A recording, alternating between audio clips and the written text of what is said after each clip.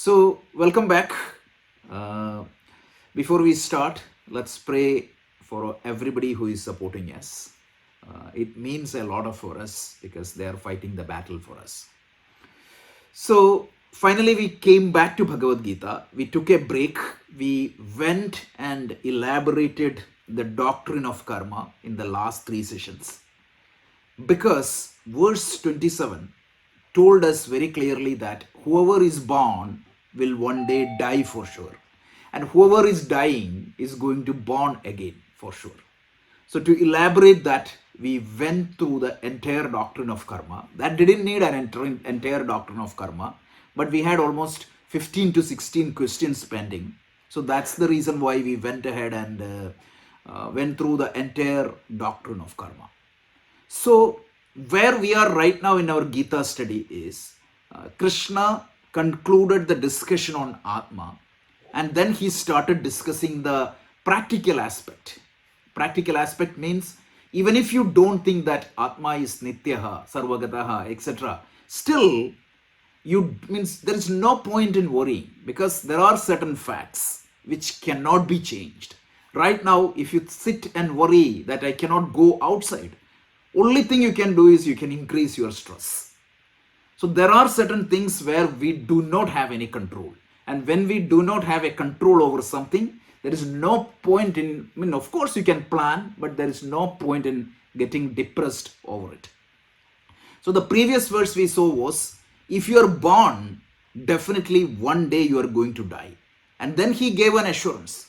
If you are dying, definitely you will be born again. But I have a question before we go further.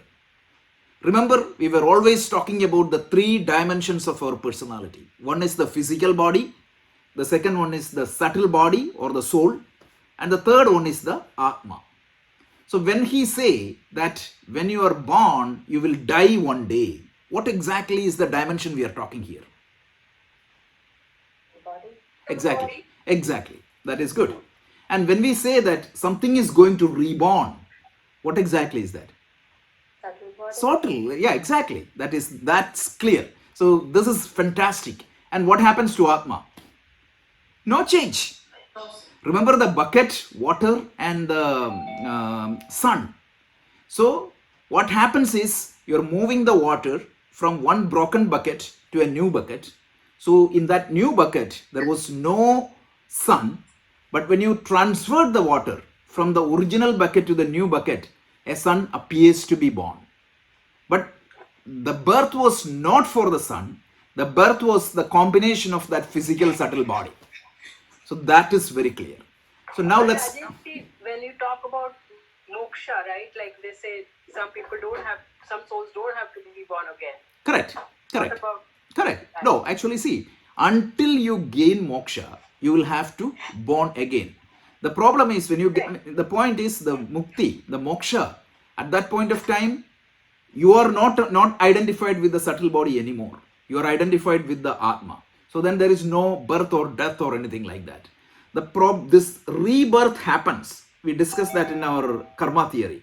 The rebirth is entirely limited to the soul because when I am identified with the soul, what happens? That soul is linked with the pool of Sanchita karma. When I shift my identity, what happens? My identity is no more with the subtle body. My identity is with the Atma. At that time, there is no rebirth. You're right. So it's possible, like when he says, when Krishna is saying, if whoever is born dies and whoever dies is born again. But that's, yes, whoever is born will die, but it's possible that whoever dies might not be born again. No, absolutely. Like unless you attain the moksha. Correct. And the person who identify with Atma, he won't die also because what dies is the physical body, right? Right. That's the classification. So technically, grammatically, his argument is right because as long as I identified with the subtle body, there is birth and death. When I identify with Atma, what I would say, what happens? This subtle body is gone.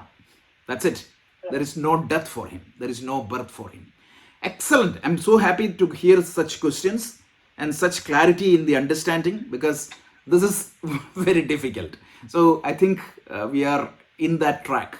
So all these Vedanta discussion and supplementary lessons, everything was good. So I'm happy to see that means this clarity is there.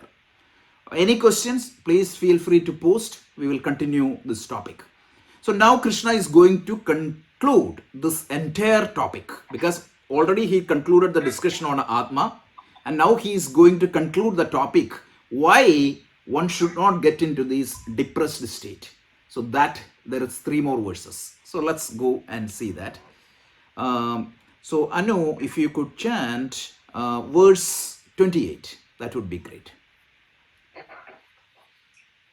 Avyaktaadini bhutani vyaktamathyani bharata avyaktanidhananyeva tatra ka paridevana. Excellent. Before going further, Anu, congratulations. She participated in the Gita chanting. There is a curriculum, there is a way of assessing your chanting. She got qualified, so her diction was good. She did a great job. I'm just taking this opportunity to congratulate her. Learning to chant is not easy. Entire 700 verses of Bhagavad Gita. So you are doing great. So Thank you, Dr. So this verse is again an extension of the previous discussions we had. He tells Avyakta Adi Bhudani Vyakta Mathyani Bharata Avyakta Nithananyeva Tatraka Paridevana. Let's see. So Avyaktadini Bhutani. Bhuta means what? That which is born out of the elements. Bhuta here means the elements. To be specific, if you remember, there are 2 types of elements. One is the physical matter and the other one is called subtle matter. The combination of the physical matter and the subtle matter is the entire universe. So all these Bhuta, what happens? Avyakta Adi. Adi means beginning. In the beginning, before some time, this Bhuta, every being, was in undifferentiated form or unmanifested form. It's very easy to relate with. 100 years back, everybody in the school, do you know where you are? Unmanifest form. 100 years from now, definitely we all will be in an unmanifested form. So Krishna is saying that Avyakta Adi Bhutani. In the beginning, everything was in the undifferentiated form or the unmanifested form. In the middle, what happens? It got manifested. And then what is going to happen? Again it became unmanifest. This is a cycle. Like in between it get manifested, in between it get unmanifested. Forget about yourself. The universe itself is like that. Because Shankaracharya tells in the commentary of Gita, Narayana Parovyaktat Antam Antasya Sambhavam. We saw that in the study of the 7th chapter, those who attend. In the beginning, there was nothing, or in means the Para Prakriti was there, which doesn't have any attribute. There was nothing. Everything was in the potential form. In between, what happened? The universe got manifested. And after the cycle, what is going to happen? The universe will go back to the unmanifest stage. So from an individual stage, that is correct. From a universal stage, that is correct. Everywhere there is a change happening. Like where there was a mountain, there is no more mountain. So the whole universe, if you really look at, like in time, it changes. So Avyakta Adi Bhutani Vyakta Mathyani. In between, it gets manifested. Avyakta Nithananyeva. Again, it gets unmanifested. Tatraka Paridevana. There is no point in getting depressed over that. So whatever you do, you cannot, means nobody is in this call is going to survive more than 100 years. That is guaranteed. Whatever you do, even if you are the best devotee in the world, what you can do is extend your duration a little bit. Of course, we have to do maximum of that. But there is one thing is guaranteed. When you are born, you are going to die. So there is no point in getting overly depressed over it. It's a conclusion of the topic we have been talking earlier. So there are 2 sentences in this particular verse. So Krishna tells all being Bhutani Avyakta Adi Vyakta Mathyani Evam Avyakta Nithananyeta. It means all the beings are unmanifested, in the unmanifest stage in the beginning, in the middle got manifested, fine, again it will go unmanifested. And the second sentence of this particular verse is Ka tatra paridevana Bharata. So, O Bharata, or descendant of the King Bharata, Bharat, so there is no point in getting depressed over it. Not just being sad, it is depressed over it. There is no point in getting suffered over it. And Krishna is context sensitively using the word Bharata. Bharata is somebody who is known for his courage and his righteousness. He didn't pick any of his son as the predecessors because he found that they were not qualified. So he could make decisions beyond emotions. So from that Bharata, each one of us are descendant of Bharata. So we should understand these facts of life and move forward. So this is such an important verse, often quoted in the Gita. Couple of more points we need to talk about this. In the beginning, our body were not perceived. After death, it will not be perceived. And the fact is that we are not perceivable most of the time. In this particular form, we are perceived only certain period of time. And there is not to worry extremely, right? Anushochanti, that is the word in the 11th verse he used. There is no need of continually worrying over these unchanging facts. And see, this phenomena of birth and death is clearly explained. Birth and death is considered as a manifestation of the subtle body and change of the physical body during that manifestation. Because remember, when the beginning of the manifestation, we born as a child. And then what happens? During that manifestation, that physical body is going to change. And the subtle body is also going to change. At the end, what is going to happen? The physical body is coming to an end, but the subtle body will continue. So this is the truth about birth and death. Having known this, there is no need to extremely worry. 2 points. One more point. Shankaracharya makes it very clear. So suppose you know that a dear and near is no more. It is extremely painful. So compare two scenarios. One is a dear and near came to cease to exist. That is scenario number one. Second scenario is what? A dear and near is moved out of your vicinity. You don't have any access to him, but you know that he is still alive, he is continuing. Which scenario is more acceptable? Because the first scenario is extremely dejecting, depressing and everything. But second scenario, it is painful because the person I used to interact, the person I used to talk, the person I used to hug is no more in front of me. And there is no chance that I will see him again. But at least we know that he is living somewhere. He is existing. His existence has not stopped at all. That is a big consolation compared to the first scenario. So Krishna is pointing that fact and saying that when somebody dies, don't think that that person came to an end. He may be in a different world which is not accessible to him, but the very fact that you know that he exists somewhere is a matter of consolation. So don't get depressed. Of course, you have to feel the pain. You have to be sad because you are no more seeing him, but don't get depressed and stay there because the life has to continue. So that's why in our culture, there is a mourning period is given, right? So some places it is 16 days, somewhere it is, I don't know, like different places has some custom and you do some rituals and you do some process and just to make sure that he is remembered, and every year you do the karmas just to make sure that his memories are alive, and we will take the good lessons from that person and move on. Exactly that is what we need to do. There is a time, 16 days for you to mourn, you cry because that is essential. It is difficult, but we have to manage it like that. Don't say that I am dying, I'm also dying and just get completely depressed over that. So this is a great life lesson. So many people in the West also commented on this, especially Emerson, Thoreau, such people were really, really fascinated by this exposition.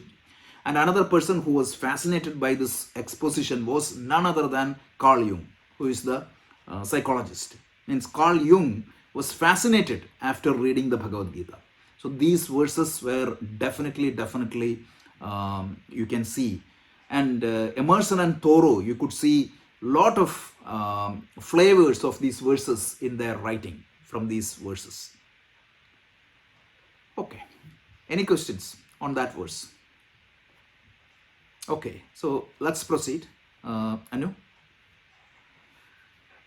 Ashcharyavat pashyati kaschidinam Ashcharyavat vadati tathaiva charyaha Ashcharyavat chainamanyashrunoti Shrutvaapyenam vedana chaiva kaschita.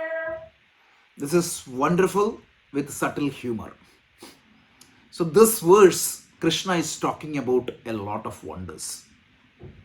I remember a novel, I forgot exactly what it is, an American novel which talks about the wonders of the world, like the ancient wonders and the new wonders. And it's so fascinating to read that, including Taj Mahal, all those things are there. The Great Wall of China. And when you read this, it appears like it's a wonder. Wonder means which is something which is beyond your comprehension. Can a human being do this? Right? That's what is wonder. Because if you think that, yeah, I can do this, it is doable by somebody, or it is conceivable, then it's not a wonder. It is a normal phenomena. When you see the rain right now, you can explain that. That is a normal phenomena. But something which you don't know, which is beyond our intellectual understanding, that's a wonder. That is exactly what is indicated by wonder. So Krishna is going to talk about a few wonders, because this Atma itself is a wonder. So how? He's taking 4 different scenarios. That is very interesting. So let's see. So he tells Ashcharya was first. Oh, I'm sorry. I think I did it. I copied a wrong file. So he tells Ashcharyavat pashyati kaschitena. So some people Ashcharyavat pashyati. Pashyati means look upon. So some people look upon Atma as a wonder. So let's try to understand. So right now, my identity is with the subtle body. When I look myself, I identify myself as a combination of physical and subtle body. So I identify myself as Rajesh. I identify, okay, these are my likes. These are my identity. These are the people I'm related to. These are my likes and dislikes. Everything I identify belongs to either the physical body or the subtle body. That is what we see right now. So when we study Vedanta, because when we study this teaching, what happens? We see ourselves properly, right? The whole study of Vedanta is trying to look ourselves properly. When I understand myself properly, when I see myself properly, what happens? It's a huge wonder. I get completely wondered seeing that the person I was looking for is myself. Remember the story of the 10th man? The 10th man was looking for the 10th man everywhere in that place. But when he realized that he himself is the 10th man, it was a big wonder for him. So when I see myself properly in that new identity, whatever I was seeking for, like freedom from insecurities, freedom from being unhappy, because I find that, oh my God, I was chasing for this happiness everywhere in the world except in myself. So when somebody see the Atma properly, Atma as Avya means all these points we talked about earlier. So the one who see Atma properly through the teaching, he see the Atma as a wonder. So that is the first wonder Krishna is calling here out. Please be very careful, because right now my identity is with the soul or the physical body. When I identify properly, when I shift my identity from the soul or the subtle means physical body to the real Atma, it becomes a wonder. Second point. So that is what is Krishna is saying, that pashyati, the people who see the Atma, they see the Atma as a wonder. Second is what? Ascharyavat pashyati vadati. Vadati means those who speak about Atma. Because those who understood Atma, when they speak, that itself is a wonder. Whatever they speak about Atma as a wonder. Because before you know Atma, right, it appears that this is the most difficult thing to get hold of or to see. And the person, when he identifies the Atma and when he talks about Atma, what happens? For him, this is the easiest thing to identify because it is myself. And I'm going to talk about that to other people. When I see the struggle of the other people, that itself is another wonder. So the second wonder is for the people who speak about the Atma.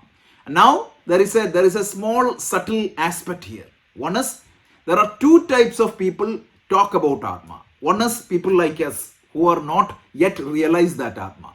We are teaching from the scriptures. So we speak about Atma. We speak about it as a wonder. But we don't know that yet. We haven't experienced that yet. But when a self-realized master speak, he find it as a wonder because he find it why the others are not getting it. It is so obvious. Imagine the 10th man, the passerby. For him, if the fellow is searching for himself, that is a wonder. And for the fellow who is searching for the Atma, means where is the 10th man? That appears as a wonder. So these are the two wonders. This is Krishna is just making a subtle joke here. So some people see the Atma as a wonder. Some people speak about the Atma as a wonder. Again, when I see Atma as a wonder, those who have not yet realized, they think that this is something big, something far away, have to put a lot of effort. Those who seek happiness, for them, they do everywhere, spend millions of dollars for making them happy, but they don't know that the happiness is sitting inside them. So that's a wonder. Second thing is, when they realize the Atma, they see this Atma as a wonder because it's so easy to grasp. Similarly about the speaking. And the third category is what? Some people speak about Shrunnoti. So some people hear Atma as a wonder. So a seeker like all of us, we are listening about Atma. When we listen about Atma, we listen about Atma as a wonder. Because right now we have been explaining about all the characteristics of Atma. Atma Satyaha, Atma Nityaha, Atma Sarvagadaha. It appears to be a wonder to us. And the subtle joke here is, the biggest wonder Krishna sees here is, most of the people, even after hearing, they don't get about Atma. That is the wonder of the wonder. They think that they know Atma. They think that they speak about Atma. They think that they listen about Atma. They also don't understand. So Krishna is saying that these are the four characteristics. One is seeing the people who see Atma, they see that as a wonder. People speak about Atma, they hear Atma as a wonder. And some people listen about Atma, that as a wonder. And Krishna is saying that in fact this is not that complicated, but people see this as a wonder. See, a wonder means something appears to be a wonder only till you comprehend it. Let me give you a simple example. In 1980s, most of you would be in school or means elementary school or that time frame, right? Or that time frame you will be there. So that time frame, if imagine that somebody tells you that you get a device which can be used to do video calls, it would have been a wonder to you. But look at your daughters or sons. The phone is a granted thing for them. So till you comprehend the logic, it's a wonder. After that, it becomes a reality. So that's what it is. So Shankaracharya begins his commentary on his verse saying that the Atma under the discussion is not easy to understand. So the problem of not identifying with Atma is not unique to you and me. It has been a problem for everybody in the history. So when we understand the Atma, it's wonder and feel how can somebody miss it. That is the first thing, because it is so obvious. Then till we do not understand, it's a wonder because how can somebody get it? And the greatest wonder is, even after listening to this Atma from multiple masters, still most of the people do not understand it. Look at Gita interpretation itself. I always joke, right? Even Krishna himself get confused if you read some of these commentaries, because it's so elementary mistakes people make, fundamental mistake. How can that happen? They say like, okay, this karma yoga is good enough for you to moksha. Karma yoga is an indirect practice. It won't never give you. If the problem is ignorance, we studied that in the Atma Bodha very directly. Shankaracharya said, if the problem is ignorance, there is only one solution, which is knowledge. So, sorry, I had a wrong slide. Okay, so this is the three things. Pashyati. Pashyati means the sage or the person who has actually had a direct vision of the Atma. So he's a self-realized master. Vadati means the one who speaks about it, means the teachers. There are two categories of people who can teach. One is a self-realized master, or the other teachers like us. All of them see the Atma as a wonder. Shrunoti, like there are again two types. One is the seekers who starts interest by listening to Atma's teaching. They also see as a wonder. And some people, even after listening, they will never understand that. So that is another wonder. And this Atma, what we are talking, we have been talking from verse 11 up until now. This is the most amazing thing. And only a few people can understand this properly. And that is why it remains as a wonder. The wonder here is, it is easily available for us for our comprehension, because that is our real nature, but we miss it. And I was reading a poetry like Robert Browning, an English poet. He calls this as Atma as imprisoned splendor. Have you ever read? I forgot the poetry, but it's a beautiful poetry. Like imprisoned splendor.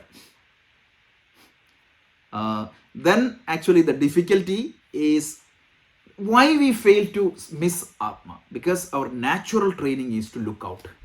We never understand, means we never try to see Atma within us. That is the fundamental problem. So Swami Vivekananda tells, like, no books, no scriptures, no science can imagine the glory of the Atma. It's completely hidden in us. That's a wonder. That's what Vivekananda tells. And couple of quotes. Kathopanishad tells, Atma is subtler than the subtlest and greater than the greatest. This is a brilliant quote from Kathopanishad, which is the nature of the Atma. Right? Subtler than the subtlest, greater than the greatest. And Isha Upanishad has some brilliant quotes. So I just quoted that. Isha Upanishad tells, this Atma, which is your real nature, doesn't move, but it moves faster than the mind. Everyone ran to catch Atma, but it runs faster than everything.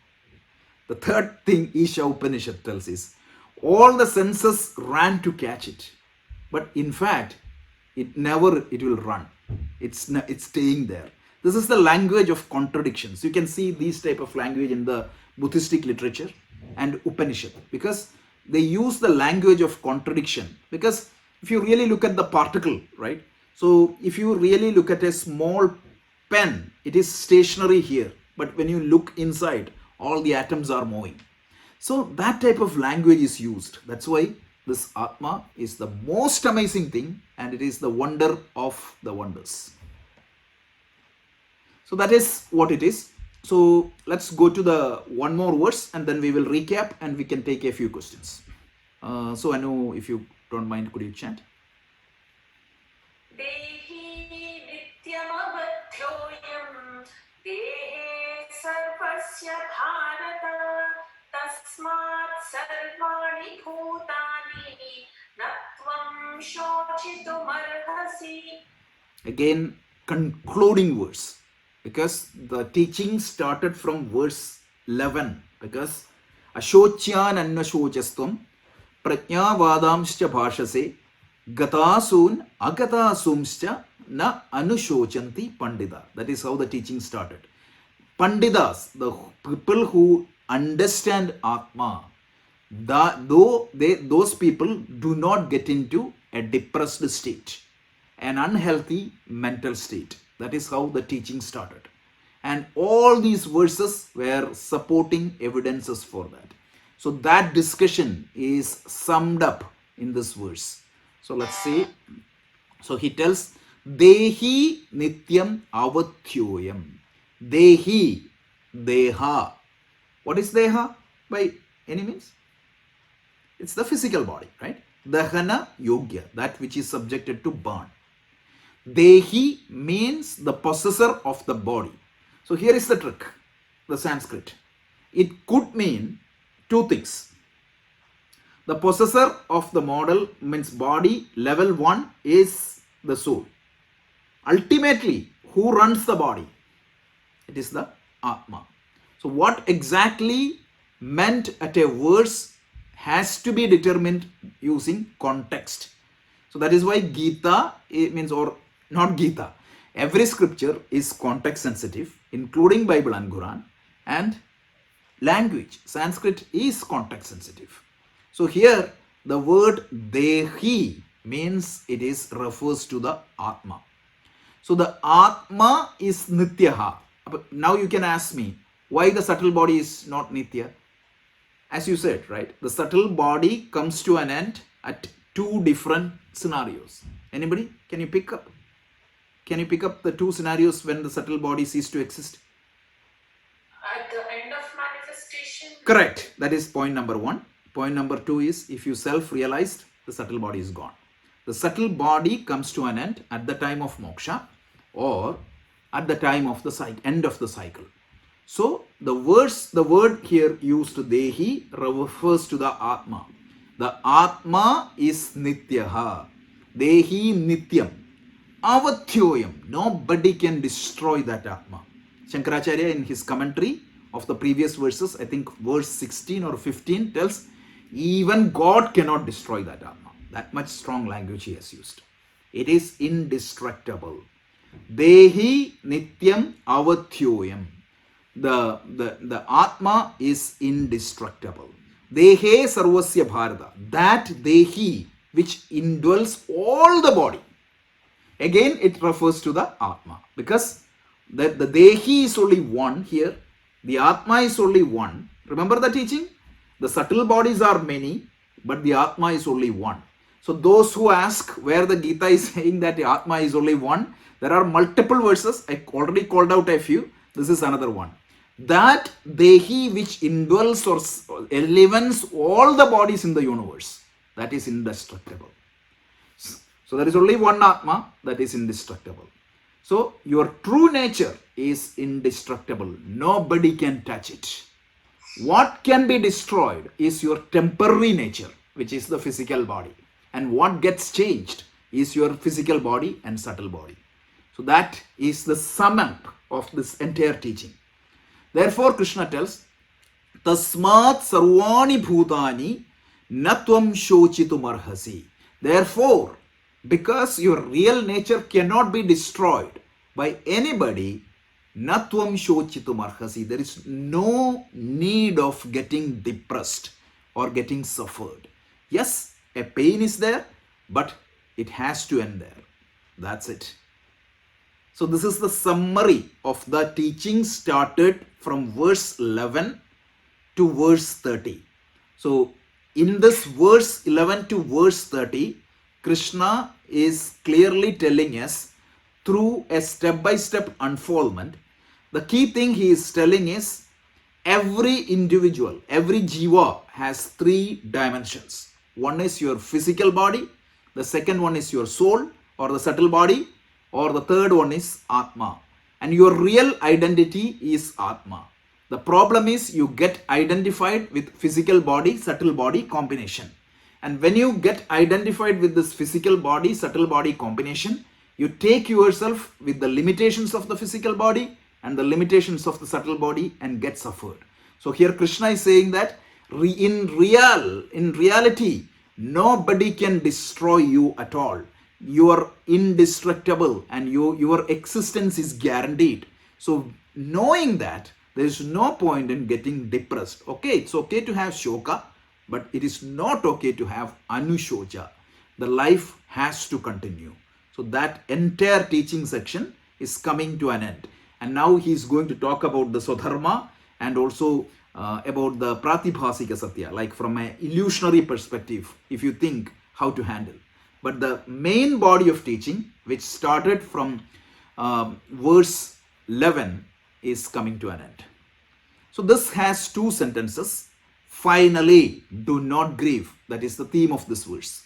So he tells this indweller of the bodies. I am Dehi. Dehi means indweller of the body, that is being Atma, of all being. Because the indweller of the body, Atma, is only one. All the bodies enlivened by only one Atma. Sarvasya Dehi, right? I am Dehi, Sarvasya Dehe. This Dehi which indwells or enlivens the entire bodies, ever, Nityam, Avyayaha. Avatyaha means indestructible. Vatha means destroying. Avathya means indestructible. O Bharata. So, I am Dehi, Sarvasya Dehe, Nityam Avatyaha Bharata. That is the first sentence. That means this indweller of the body, in other words, this Atma, which enlivens the entire body, is ever indestructible. The second sentence is, therefore, you tasmat tvam, what? You don't need to get depressed over the death or the apparent death of any being. Tasmat sarvani bhutani natvam shochitum arhasi. So tasmat tvam arhasi na shochitum sarvani bhutani. Therefore, you ought not or you need not get depressed over the death of any being or over any being, because nobody can really destroy anybody. So this is a final teaching. So we are summing up. So far all the arguments are given. There are 2 points. One is the body is mortal. It is subjected to change. It is subjected to old age. It is subjected to disease, and it is subjected to death. So Krishna is very clearly, remember the verse 27, Jatasya he dhruvu mrityu. So those who are born definitely will die. And the reality, the essence of you, Atma, is never destroyed. So never get depressed. So this concludes the major topic we have started from verse 11. So let me quickly summarize once again. So Arjuna was depressed because the biggest fear was the fear of death or the fear of loss of his near and dear. So Krishna tried to explain that aspect. At any point of time, you should not be subjected to sorrow or depression, because you should see the entire things from the higher perspective. You have to do everything to maintain the life here, but whatever you do, the body will come to an end one day. So prepare for that. And this is why I told you, right? Swami Vivekananda told Rockefeller, yes, I means you may have every wealth in the world. There is no problem here, but are you ready to face the death fearlessly? And we have hundreds of masters who demonstrated how can they greet the death with a smiley face, because they know this truth. And the latest example I gave you in the last couple of weeks back was Swami Dayananda. We all have witnessed it, how courageous he was when he was during the last few days of his life. He was joking about his own death. And I quoted Socrates also. It is exactly the same. He was ready to drink the poison, and he was completely prepared for that. Okay, so this covers the second chapter, one important topic. And now what we are going to do is we are getting into one most important thing, right? So now what we established is death is not as bad as you think. Because yes, it has some problem, but it is not as bad as I thought. Something will continue to exist. Now, if that is the case, how should I live in this world? Because how do I perform? Because that doesn't mean that I should take a gun and kill everybody. Not at all. There is something called swadharma. This word dharma, we already talked about that. That is one of the most complicated word in Vedanta. Vedanta or in any of our scripture. Dharma is not religion. Dharma is not anything. Dharma means it is what needs to be done at a point of time. What exactly is the natural order of the universe? For example, if you want to swim against a current, you may have to swim upwards. We talked about that in our law of karma discussion. Because if you don't do that, what is going to happen is it is going to create a problem. So you need to be aligned with the natural order of the universe. For example, you know that there is a gravity. So if you go to the third floor and jump downwards, what is going to happen? You will suffer. Why we need to follow the natural order of the universe is, if I go against that, we are going to suffer. So like that, there is a swadharma for every individual. What exactly is my dharma? Identification of that swadharma is very important, because this dharma has multiple dimensions. One of the challenges is, what exactly is the dharma? What is the right dharma to be followed at a given place, given time? It is called swadharma. So understand your swadharma, because if you are a warrior and if you are fighting a battle against your enemy country or a terrorist, right? So let's say that these security forces, we hear that in Kashmir, when a terrorist is about to fire, if you say that I'm an ahimsa wadi, that won't work. That's very important. So you need to understand what exactly is your dharma. If you're a soldier, you have a dharma. If you're a king, you have a dharma. If you're a wife, you have a dharma. If you're a husband, you have a dharma. As a dad, you have a dharma. As a professional, you have a dharma. So everybody's life, there are multiple dharmas. One point we need to understand is dharma of a swadharma of a person. Because if you take myself, I have multiple dharma, like as a professional, as a dad, as a husband, as a community worker, as a citizen, as a son. All these are dharmas. So this dharma can be called as, one is called the mukhya dharma and the other one is gauna dharmas. So for example, if you take me as a professional and as a husband or as a dad or as a teacher, all these roles are there. But when I perform a role, what is the mukhya dharma? It is important, because if your mukhya dharma and gauna dharmas are aligned, it's okay. For example, I always quote this example. Like suppose there is a teacher, his son or daughter is also studying in the class. There are two dharmas for him. One is the dad dharma, other one is the teacher dharma. So within the class, what is the main dharma? It is the teacher dharma. And outside the class, it is going to be the dad dharma. So the point is, what the Dharma Shastras or the Gita or the Ramayana, the entire Ramayana is a demonstration of this topic, dharma. So when these mukhya dharmas and gauna dharmas contradict, you will have to pick up the mukhya dharma and reject gauna dharma. So when you are in the class, the student, your son is only a student. That's it. Outside of the class, definitely he is different. So that which is means this teachings on swadharma is going to help us to understand. That topic is introduced here, which will be elaborated later. Before I conclude, just wanted to say that, remind you that second chapter is an index of the Bhagavad Gita, right?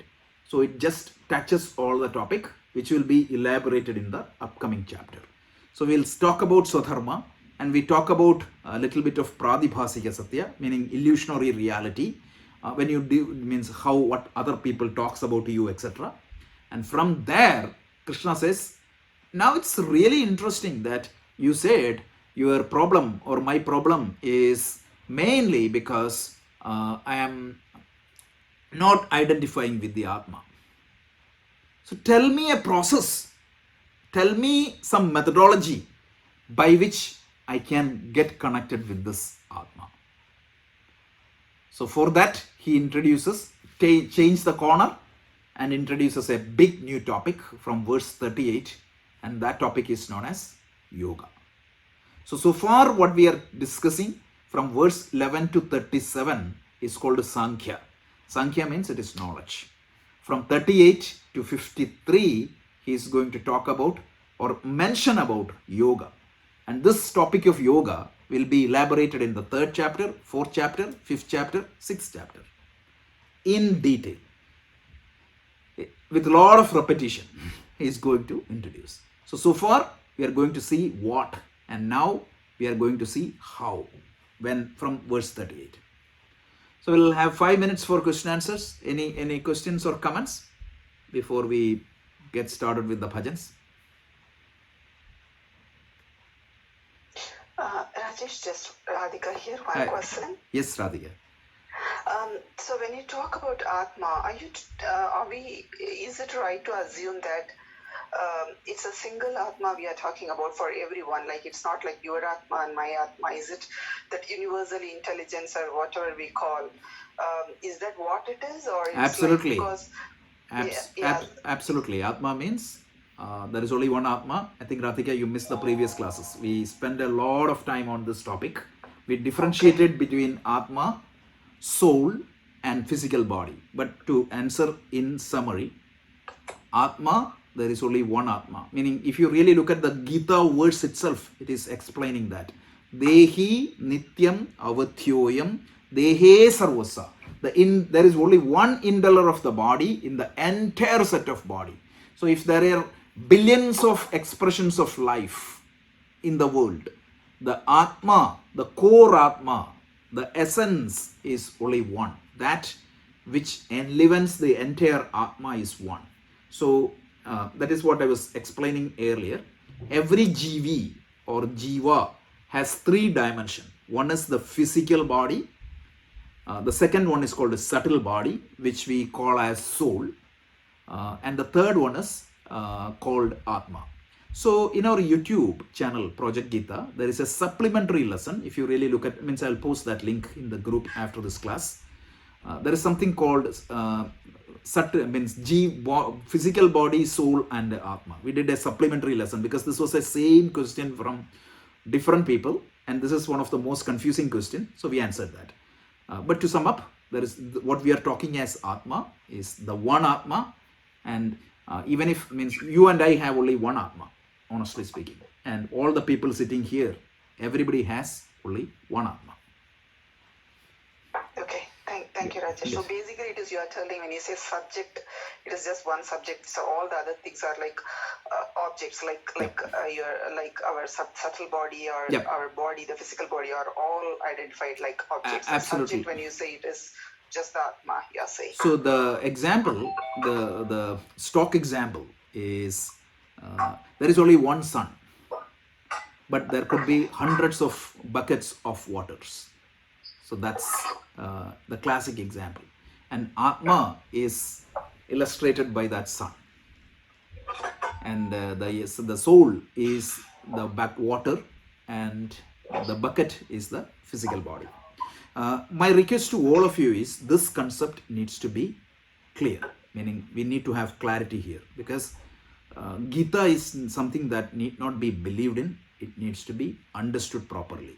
And the traditional teaching given by rishis, its beauty is it unfolds things properly through a teaching methodology. And this teaching methodology helps us to understand Gita. So this 3 dimensions of the human personality and understanding ourselves in that different dimension is extremely important. So any questions, please post that in the WhatsApp group. If you need to discuss some more time, that is perfectly fine, but it is important. Thank you, Rajesh. Anybody else have comments? I just had one, comment, like, I understand, like, I understand, like, in theory that yes, Krishna is talking about do not fear death and these things, but if you see in real day-to-day life, people are not really thinking about death. Yeah. People are thinking about their immediate problems, like Yeah. I'm not getting a job, I'm not getting along with my spouse, my child is not doing well. So that's right. That's what That's why immediate problem to be day-to-day solved. fear is. Yep. Yep. Because like most people, like we know death, but everybody thinks, it'll come sometime, not right now to me, kind of thing. Right. So how to live the life in the world, and that is the yoga part. So yoga tells us very clearly that at any point of time, what you feel is the thoughts dominating in your mind, right? So what exactly is the thoughts that flows through your mind is going to determine the emotions and the thoughts and the feelings that you experience at a given point of time. So the fact that you are experiencing sadness means that you see something in the future or you see something immediately which created a thought which created the emotion of sadness. So unfortunately, in our current state, most of us do not have the capacity to control what is happening in my mind. So if I cannot control what is happening in my mind, what is going to happen? Whatever is the senses captures, senses means your sense organs, it is going to trigger various type of thoughts and emotions in our mind. And I'm completely toast, completely dependent upon this type of thought pattern in our mind. So Krishna, later point of time, gives a brilliant definition of yoga, which is called Chitta Vritti Nirodha. Even for you to understand this Atma, Krishna tells, for you will not get it. Theoretically, just like you said, Amisha, theoretically you may get it, but that won't be your experience unless you qualifies two characteristics. Anybody who attends the 7th chapter or the Vedanta class, can you tell me what are those two prerequisites? We call it as Chitta Vritti and Chitta Shuddhi. Exactly. Chitta Shuddhi and Chitta Sthiti. So this is the initial practices what we are going to do to get that like Chitta Shuddhi and Chitta Sthiti.